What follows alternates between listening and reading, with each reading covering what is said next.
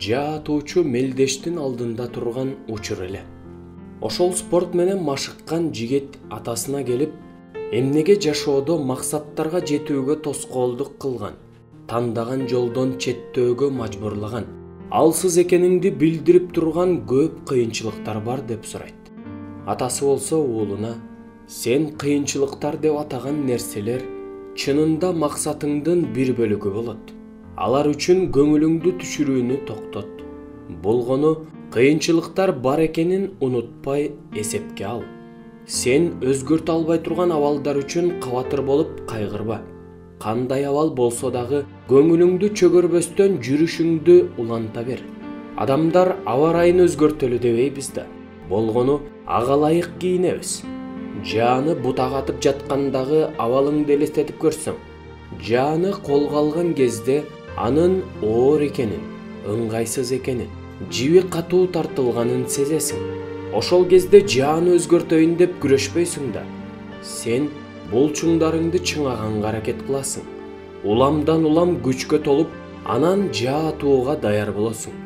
Аны колго алып, жебени кадап, жибин тартып, бутага атайын деп жатканда туман каптап калганын байкасаң, туманды айдаганга аракет кыласыңбы? Жок. Туманды шамал айдап, туман жок болгон абалды күтөсүң. Эми бутасага даана көрүнүп турат.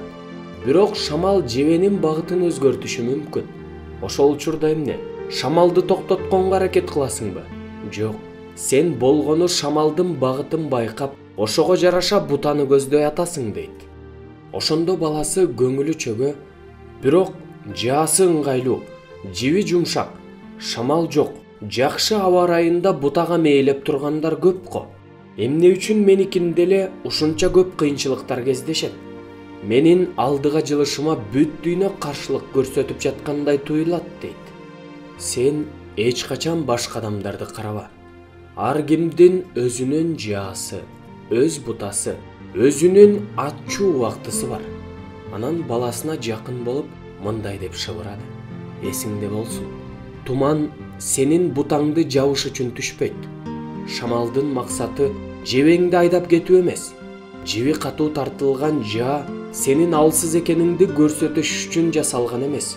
Алар сени күчтүү, чебер кылыш үчүн дайыма эле бар.